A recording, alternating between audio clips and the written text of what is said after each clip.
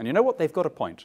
And the reason they've got a point is because government, even in the UK, has become remote and bureaucratic and cut off from the ballot box. The decisions that most tangibly impact on people's lives are not in the hands of elected councillors or elected MPs or elected MEPs, but are rather in the hands of the Child Support Agency, the Financial Services Authority, the Health and Safety Executive, the Learning and Skills Council, the rest of the apparat of the standing bureaucracy.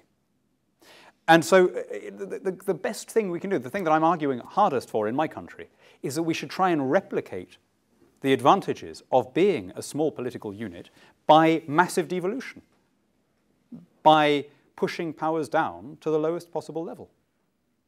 You sometimes hear this argument, well, you've got to be part of a big bloc like the EU in order to be prosperous. You know, if that were true, if size were a prerequisite for economic success, Hong Kong would be wealthier than China. China would be wealthier than Hong Kong. Indonesia would be wealthier than Brunei. The EU would be wealthier than Switzerland. In fact, Switzerland has 214% of the level of GDP that the EU has, despite having just come through what was a banking crisis, which you'd have expected the Swiss to be more affected by than some. So the richest countries in the world, if you look at the list of GDP per head, are the microstates. You know, it's the Dubais and the Channel Islands and the Liechtensteins. The first big country that makes it into the top 20 is the USA. And why is the USA a successful and wealthy country? Because it has pulled off the trick of administering itself like a confederation of tiny countries with enormous devolution and autonomy to its states and even its counties. Your question about is the EEA the best deal you can realistically get? Look, it is such a better deal than we have. But no, frankly, I think you could improve it. And you could improve it for this reason. Go back to when you were campaigning against it. There was a referendum in Norway on EU membership, and there was a referendum in Switzerland on EEA membership, both in the early 90s. The Swiss referendum in December 1991, the Norwegian referendum in 1994.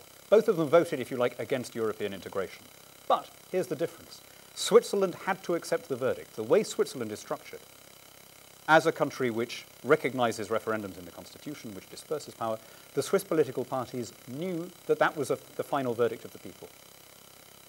And so they sat down and they negotiated over the next 3 years 13 sectoral treaties with the EU, covering everything from fish farming to the permitted noise of lorries on the road.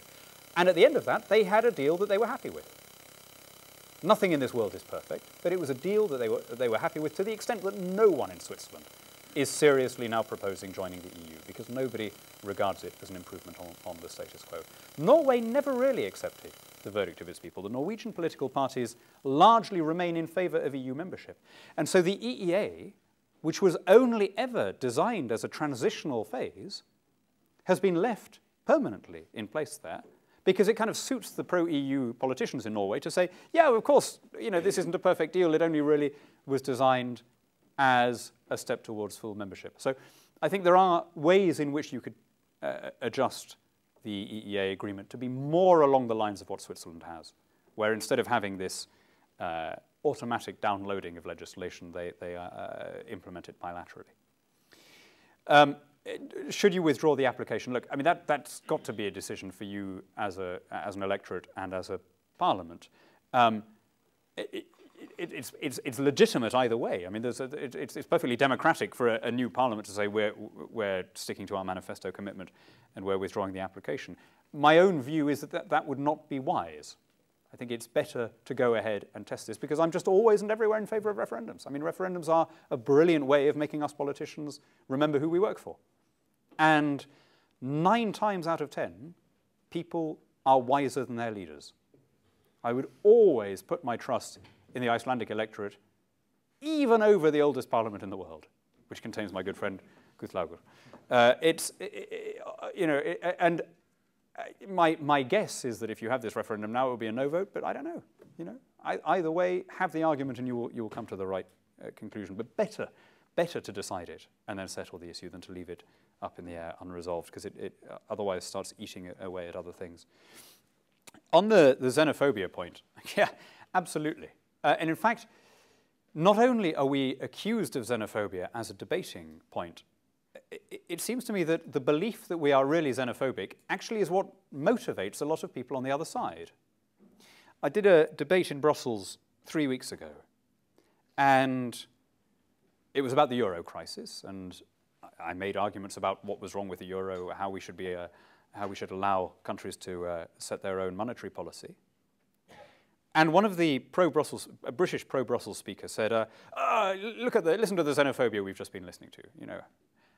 And one of the guys on my side, who was Swedish, said, what do you mean xenophobia? We are one Swedish, one Belgian, and one British speaker, and our arguments have been entirely about economics.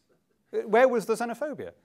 And the pro-EU guy was completely bewildered. He said, what do you mean? You know, weren't you guys just listening? They were all attacking the EU. And in a bizarre way, the word xenophobia has now been redefined to mean criticism of the EU. And genuinely, they think this. I remember an extraordinary comment when Neil Kinnock was our commissioner. He gave an interview in which he said, any criticism of the EU is fundamentally xenophobic, and it doesn't get any less xenophobic just because the critic happens to speak fluent Catalan or whatever. That was his phrase. Now, I would have thought that bothering to learn fluent Catalan indicates a certain openness to other European cultures, right? But if you're Neil Kinnock, what a reassuring thing to think. It means that you can dismiss any criticism. They say that our budget is full of corruption and waste. Ah, well, that's just their way of saying that they hate the Germans. You know, they think that it's not a very democratic system. They would say that, the bigots. They worry about the fact that all these powers are being concentrated and we're losing our competitiveness. Yeah, well, of course, they're xenophobes, right? It gets you out of having to answer any criticism. And it's become this kind of way for so many people, in Britain anyway, I don't know how it is here, but constantly, I have this argument with friends on the left, particularly Liberal Democrats, and I say, guys, why do you not apply to the EU all of the democratic criteria that you require of everything else? Right? If Britain were run this way by 27 unelected commissioners, and if they, as a result of being immune to public opinion, had come up with such disastrous failures as the Common Agricultural Policy, the Common Fisheries Policy, you would be the first people protesting about it, right? And that wouldn't make you anti-British. That wouldn't make you Anglo-sceptic, right? So why do you not do it? And of course, the answer is, for them, this isn't really about the EU. It's about showing that they're better than all the little Englanders who they imagine exist on the other side. I've got to say, and to repeat, I speak French, I speak Spanish, I've worked and lived all over the EU. I see the EU as a block to global collaboration. I would like Britain to rejoin the rest of the world, and instead of tying itself to one small regional bloc, to become a fully functioning part of the global economy. And I hope, particularly close relations with our friends in the Nordic Council and in EFTA, which I hope to rejoin. We have one final question, Johannes. Thanks, Mr. Hannan, for a very enlightening speech. My name is Johannes Gullerson. I'm a teacher. I think from my point of view, the question, the referendum, when it finally takes place, will be about whether to join the EU or to stay in the EEA. Mm-hmm. Because I think for most Icelanders, there's the option of leaving the EEA is not on the table. So I'm just wondering, as you yourself pointed out, there's not very much happiness in the European Parliament and in the European, in the EU system about the EEA. Does it have a future? Is that a realistic future for Iceland to stay in the EEA with Norway, Switzerland, Liechtenstein? Especially if Norway, as you pointed out, is likely to join next time. Oh, sorry, I didn't say Norway was likely to join. I said Norwegian politicians want to join. Yeah. Yeah. That's what I meant. Yeah. So the question is there a future in the EEA? Okay.